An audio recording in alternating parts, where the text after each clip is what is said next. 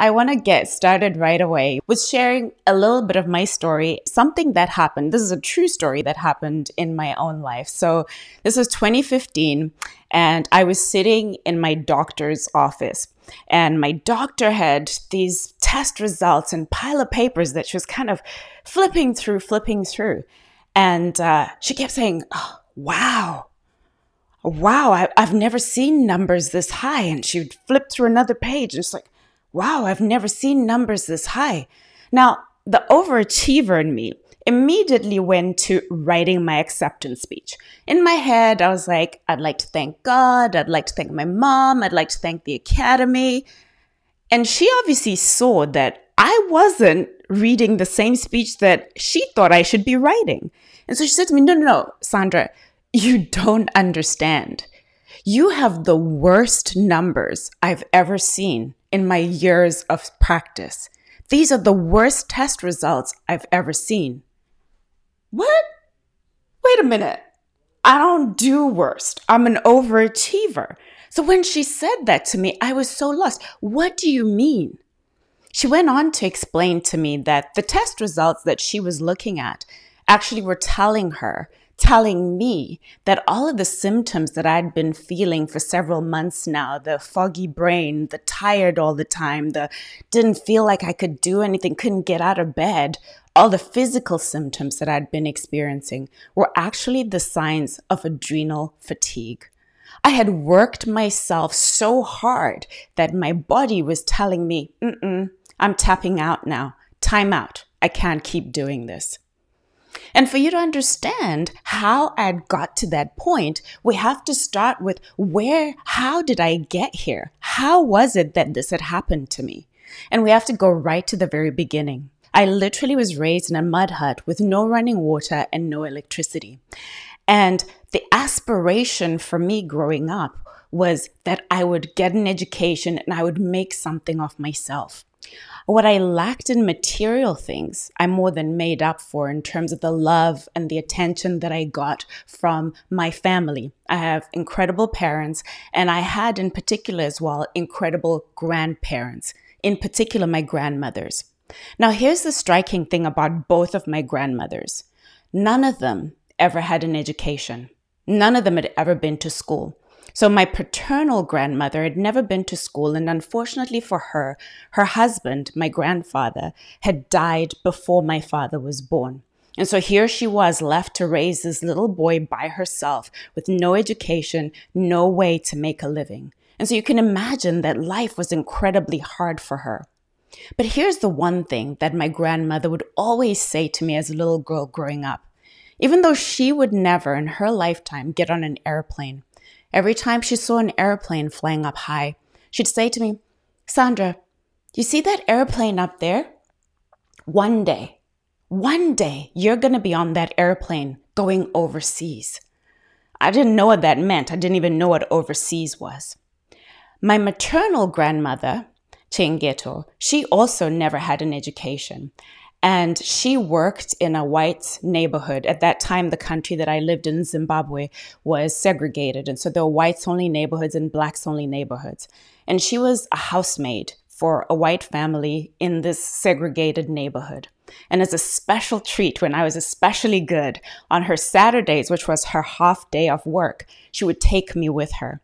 And when we were on the bus, she'd be pointing out all these beautiful houses with big yards and swimming pools. And she'd say to me, Sandra, one day, you're going to live in one of those houses. And so that was the story that I grew up with, this belief that one day I was going to live in this house in a neighborhood and one day I was going to get on an airplane. And that was what drove me. That was what propelled me, this need, this hunger to create something of myself.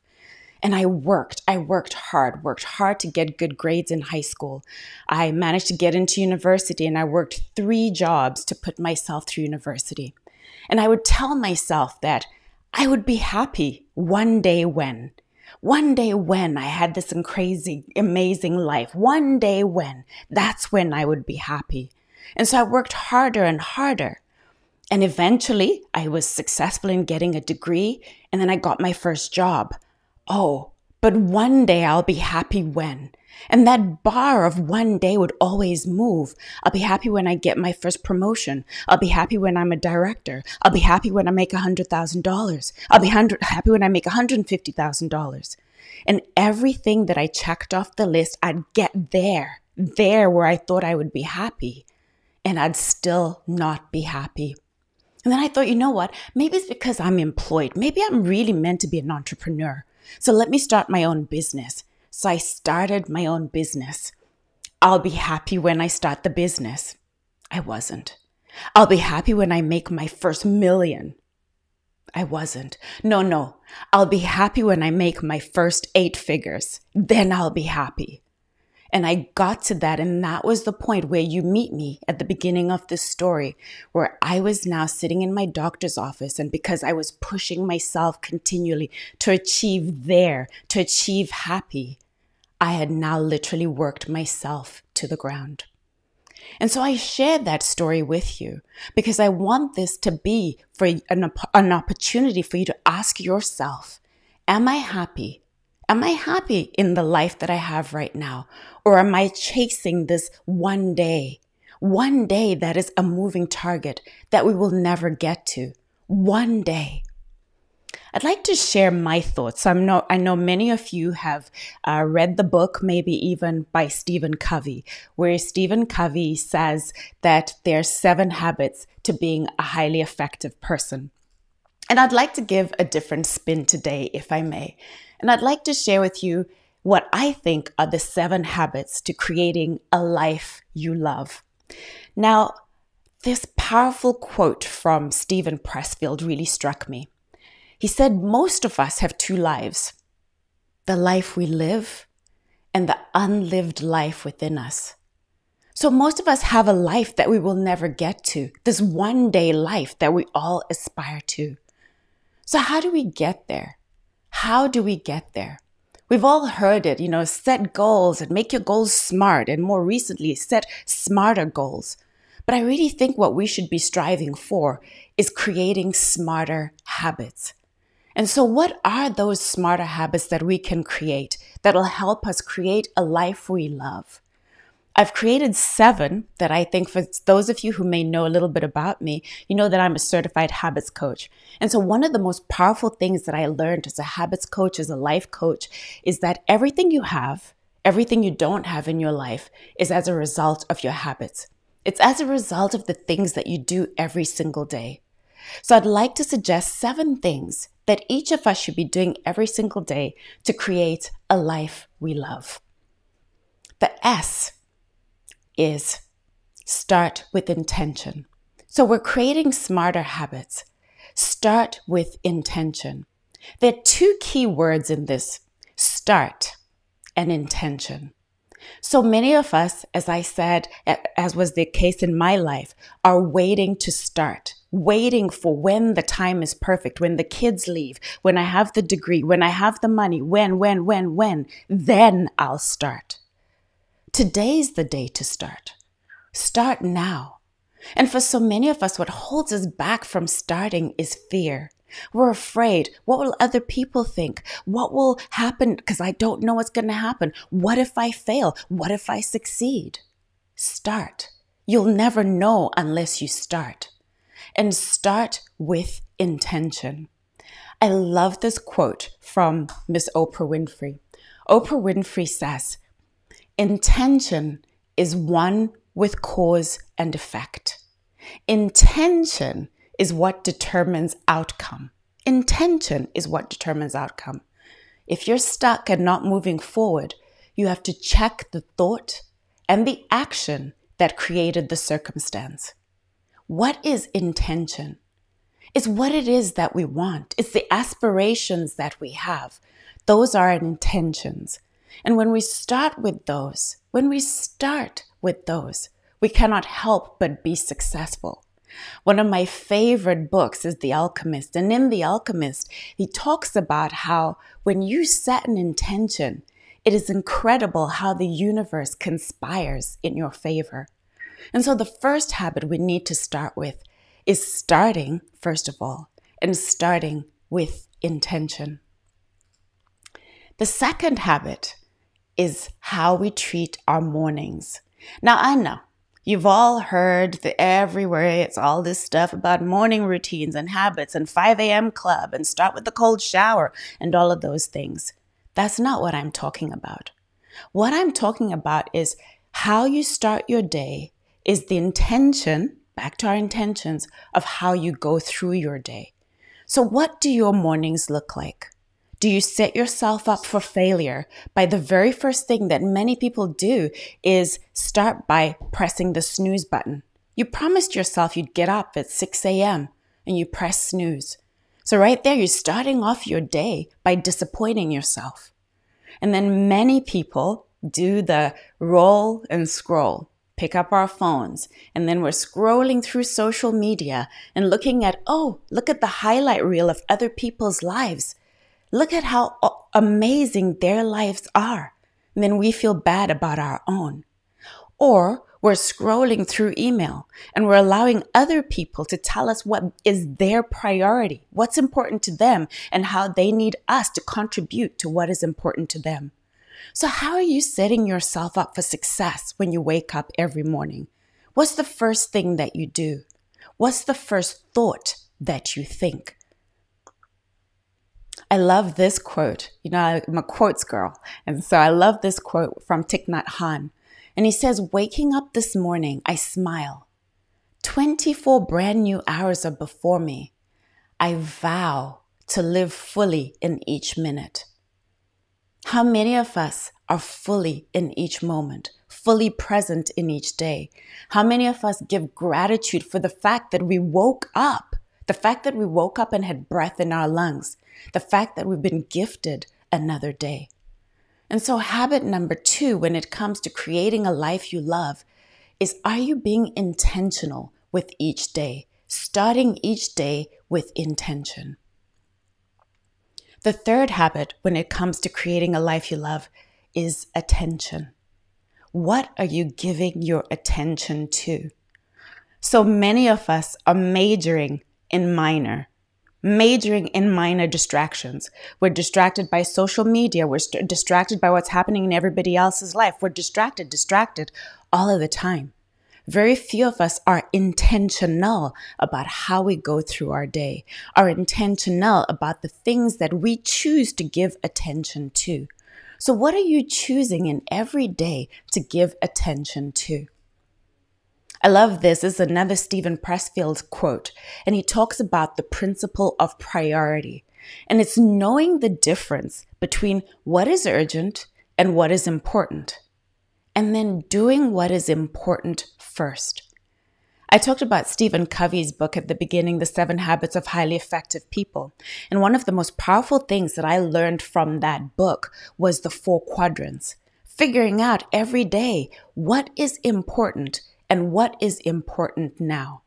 Are you starting every day with your attention fixed on the things that you should be fixated on, the things that will actually move you towards creating a life that you love? The fourth habit that we need to be cultivating is a habit of rest. What? You say to me, but I need to work harder, faster, longer. I've got to get ahead. We've been sold this hustle, grind culture. It's celebrated. All of this, you hear all the people, work till your eyeballs bleed. If you don't have what you want in your life, it's because you're not working hard enough. Come on, work harder. But what we fail to understand is that rest is just as important as the work. Because if you're not resting, when do you have time to recharge your batteries? When do you have time to reflect, to contemplate? You know that sometimes when you're at rest, when your mind is lulled, that's when your best ideas come to you. But if you're never allowing yourself to rest, to truly rest, not rest while you're trying to read a book, not rest while you're watching television, when do you actually make time for rest in your day? Alan Cohen said, there is virtue in work and there's virtue in rest. Use both and overlook neither. They are both equally important. So making time for rest is an important part of creating a life you love. The fifth habit that we should all be cultivating to create a life we love is how we use our time. How we use time. This quote is another of my favorites, and this is from George Harrison. And he says, "It's being here now that's important. There's no past and there's no future. Time is a very misleading thing. All there is ever is the now. We can gain experience from the past, but we cannot relive it. And we can hope for the future, but we don't know if there is one.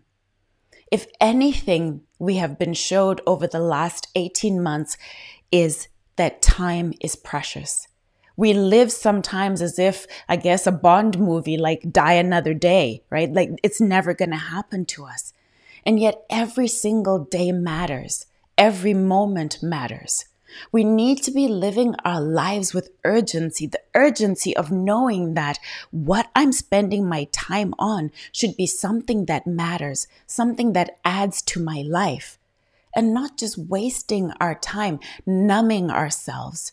So many of us are spending our lives numbing ourselves with television, numbing ourselves with social media, numbing ourselves with food, because we're never present to ourselves. And sometimes the reason we're not present to ourselves, the reason we don't take the time to be with ourselves is because we're afraid. We're afraid of what we might see. We're afraid that we might actually come to the realization that we're not living the life that we want to live, that we're not living the life that is to our fullest potential. And so how are you using time?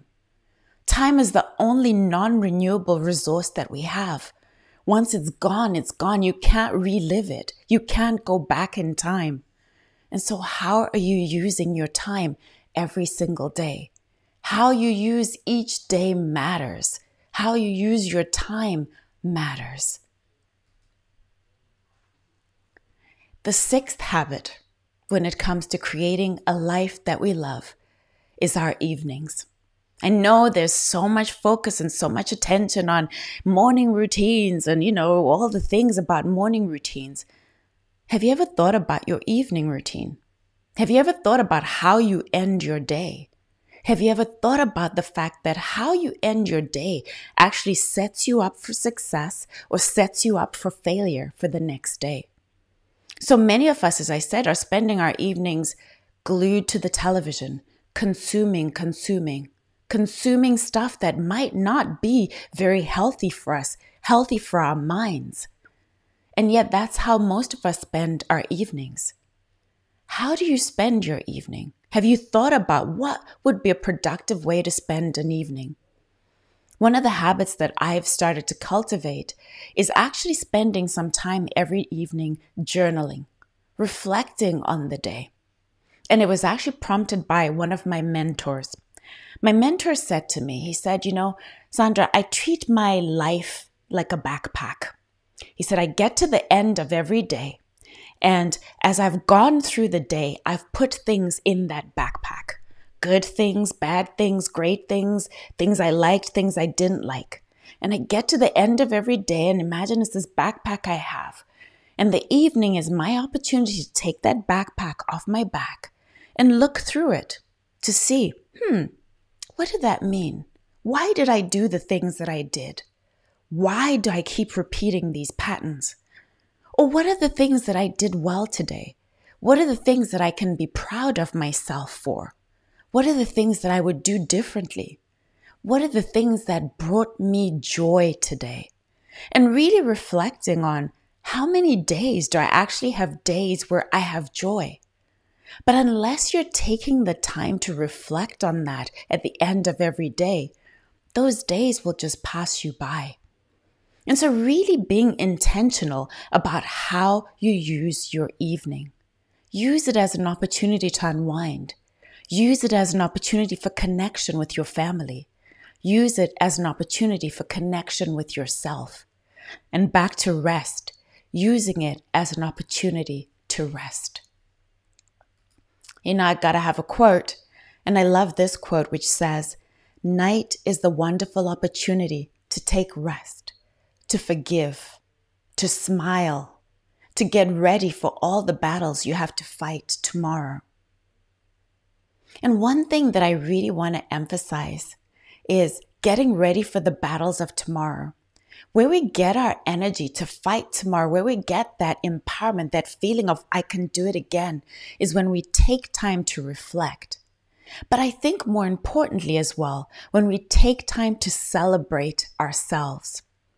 So I mentioned that I'm a certified habits coach, and my mentor when it comes to habits is a gentleman named BJ Fogg. And BJ is a researcher. He is the head of the Research Institute at Stanford University for Behavior. And he's been studying behavior for 25 years. One of the things that he said was so striking to him in his research on behavior was the fact that most people never take the time to celebrate themselves. Most people never take the time to say, I did a good job today. I can be proud of myself. And so if there's one thing that I'd urge you to include as part of your evening routine is taking a moment to be proud of yourself, to say, what did I do well? What are the things that stood out to me? Because what we're so great at and what our minds are tuned to is the negative. We're so good at picking up what we didn't do well. I bet if I was to ask you right now, yesterday, how was your day? Odds are you're going to tell me all of the bad things, all of the negative things that happened. Because we're hyper-focused. That's how our brain protects us, is to focus on the negative. Because by focusing on the negative, it keeps us alive. It keeps you alert. But I'd like you to switch that, to start focusing on the positives, to start looking for the positives. Because if you've ever heard of the reticular activating system, you know that what you tell your brain is important. Your brain starts to look for, your subconscious mind goes through the day looking for it. And so let's start to train our reticular activating system to celebrate ourselves, to be proud of ourselves, to give ourselves the energy to get up and do it all again tomorrow. And so habit number 7 is responsibility. What do I mean by responsibility? So many of us don't ever live the lives that we can live because we're afraid to take responsibility for our own lives. We've been told by society, by our parents, by other people, what we should be doing. We're living should lives. We're living should goals. I should be doing this. I guess I should be married now because society says I should. I guess I should have kids now. I guess I should work a job now. All of these shoulds that get put on our shoulders that never allow us to fully take responsibility for the direction that we want our lives to go. But that's such a powerful place to be when we're fully responsible for our lives. For many of us, we don't want to be responsible because it's a frightening thing when we come to the realization that everything we have, everything we don't have in our lives is because of things that I chose, because of actions that I took. That's a big responsibility to bear. But I love this quote from Alana Hunt, who says, "It is only when you take responsibility for your life that you discover how powerful you truly are." Are you being responsible for your life? Are you living the life of your dreams? Or are you living other people's dreams, other people's hopes, other people's aspirations? Are you living what society tells you should be living? Or are you fully taking responsibility and the power that comes with being fully responsible for your own life? So those are the 7 habits that I would like for you to consider, starting with intention, making your mornings matter, giving attention to what is important now, rest, being cognizant that time is fleeting, and living with urgency. Living with urgency and remembering that at the end of every day, every evening, you should be taking time to reflect. And also taking responsibility for your own life, being 100% responsible, owning 100% responsibility for what is the story of your life. This takes me back to high school. In high school, I read the book Macbeth in English, and I remember being very struck by this quote from Macbeth that Macbeth says, it's a soliloquy from Macbeth. And he says, tomorrow and tomorrow and tomorrow creeps in this petty pace from day to the last syllable of recorded time. And all our yesterdays have lighted fools the way to dusty death. Out, out, brief candle. Life's but a walking shadow, a poor player that struts and frets his hour upon the stage, and then is heard no more. It is a tale told by an idiot, full of sound and fury, signifying nothing. What do you want your life to signify? Do you want your life to be full of sound and fury and then signifying nothing? Or do you want to get to the end of your life and feel you lived your life? You were here. You lived, you loved, you mattered. How do you want to be known? How do you want to be remembered? How do you want to remember your days? And so I'd love to urge you to really spend time every single day cultivating, using your life, your skills, all of the gifts that you have been given to create a life where you are thriving, to create a life that you love, to create a life where you are flourishing.